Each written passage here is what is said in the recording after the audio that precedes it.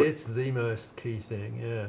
As long as you got belief, you got a decent product and you believe in yourself, you'll make, if you stick around long enough, time has a funny way of making, it can be really hard, but something will just drop, and it's like, oh my God, there's another avenue and you spurt through it, and that's how the growth happens. 미친 듯이 꾸준히 해보세요. 결국에 내가 생각할 때 인생에서 성공하는 최고의 덕목은 바로 꾸준함이라는 것입니다. 꾸준함. 그 과정 중에서도 임계점을 얻는 과정은 매우 힘든 순간입니다. 이건 버티는 게 아니라 나아가는 것입니다. 근데 성실이 너무 당연한 이야기라서 이런 이야기를 하면 그걸 누가 모르나 또 노력하라는 얘기냐 이렇게 말씀하실 수도 있는데 성실함은 노력하고는 차이가 있습니다. 자신을 믿고 정한 것이 있으면 꾸준히 해보세요. 뭔가 하나 하는데 한두 달 해본다고 이게 성공도 실패도 가늠할 수가 없습니다. 그렇게 꾸준하게 해보지도 않고 한두 달만 해보고 이거 안 되는 것 같아 라고 말하면 당신은 아무것도 이룰 수가 없습니다. 사람들이 원하는 게 딱 한 번 시도해서 딱 한 번에 성공하는 거지만 불행히도 그런 건 없습니다. 능동적으로 내 에너지를 투입해서 이것을 꾸준히 한다는 건 말이 쉽지 사실상 굉장히 어려운 일입니다. 근데 이 어려운 일을 잘하면 여러분 인생에서 성공 확률이 올라갑니다. 한번 해보세요. 나 자신을 믿는다면 도전하고 끈기 있게 매달려 보세요. 새로운 사람이 되어 있을 것입니다. 30살 50만 원으로 시작해 15조 원의 회사를 만든 사람. 바로 글로벌 브랜드 어그의 창립자인 브라이언 스미스의 영상을 보시고 당신의 삶의 활기를 되찾길 바랍니다. 당신은 우주의 유일한 사람입니다. Before Uggs and all that, what was your first job ever? Your first paycheck? I studied for 10 years to be an accountant, like a CPA, and I finally graduated. Like I was working during the day and studying at night. It took 10 years, and the day I graduated, I quit.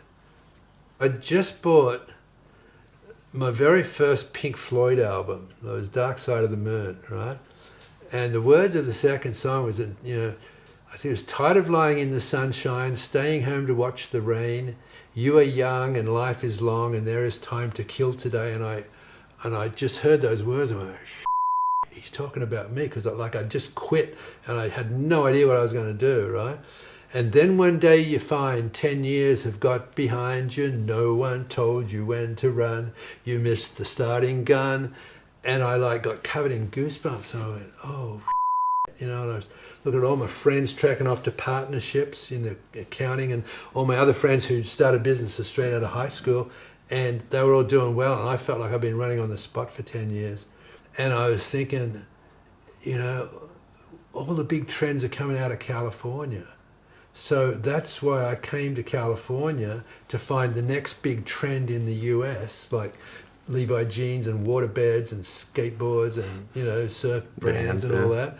And I came here looking for that to take to Australia. I never intended to stay here. And I was surfing up at Malibu one day, and it was October, November. The water was getting really cold, and I was pulling on my sheepskin boots after surfing, because they wick moisture out and they get your feet warm real fast, and I just got goosebumps, and I went, oh my God, there's no Ugg boots in America. And I was with my buddy, and I said to him, hey man, we got to go into business, we're going to be instant millionaires. We had no idea that it would take 20 years. During your Uggs experience, what were some of the lowest lows? Because you said it was tough for some period of time. Yeah. The toughest part was, but I look back and these were the best parts, right? They were so hard at the time. The first year's sales was 28 pairs. We bought 500 pairs in and we thought we were going to be instant millionaires. 28 pairs the first season, out. And I was so disappointed, and my buddy Doug got another job and I couldn't stop because I had 480 pairs in the warehouse, in my third bedroom. And warehouse. Yeah, and so the next year I said I can run some ads, big tall white boots, front and center in the ads, and the sales that next year went to about 10,000. was thinking, that's crazy, it should be more. So I got a summer job. I was scraping the bottom of boats at Marina del Rey for the summer. And then the next fall I said, okay, I'm going to get better looking models, you know, a more expensive photographer. And we did the same thing, hired some models and put them on the beach at Windermere, and the same sort of posed ad, and the sales went to about, you know, 25, 30,000. And that next summer I was working on a golf course, you know, out in El Cajon here, and that summer I just said, I'm going to get out of it. It's just too hard. People, you know, 2 or 3 years, people don't get it. It's expensive product, and so I figured out a way to just get rid of all the inventory. And so I got home just soaking wet from the golf course, and the answering machine had like 25 messages from every surf shop that I sold to, going, oh man, everyone's in my store today wanting Ugg boots, you know. I've run out, can I come down and get some, you know? And so I couldn't even go out of business properly, you know. So I gave them everything I had and ordered a whole bunch more in from Australia.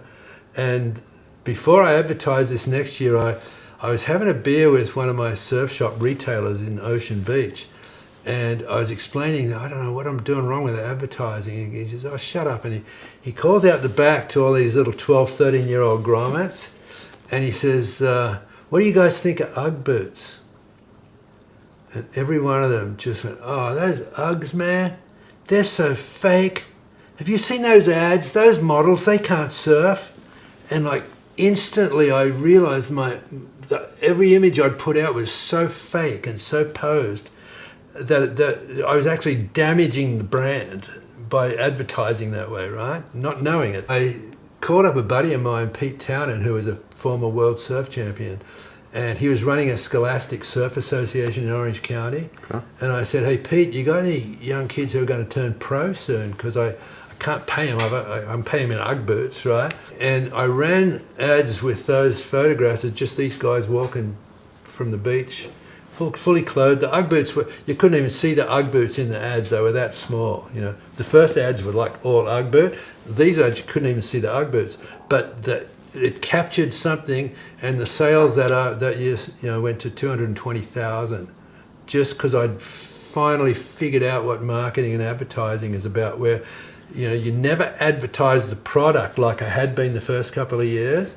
Now I'm advertising a lifestyle, and I just knew that every little kid who reads Surfer magazine all over the world would die to be in that photograph, walking to trestles with Mike Parsons, right?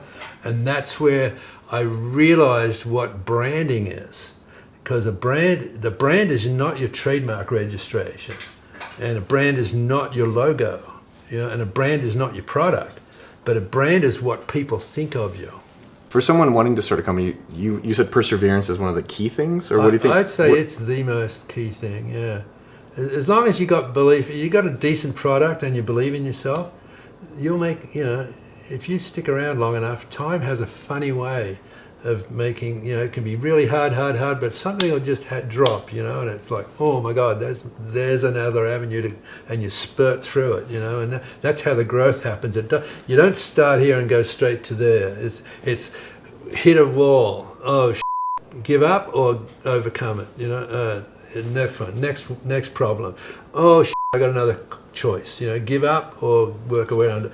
And so the more times you work around it, the more market share you get, and the more distance you put between you and the competitors, and you know, time's the only thing that can do that, by sticking in there and hanging in there, and every now and again the break comes, and if you're smart enough you take it, and that's where that little jump, you know, the blip comes.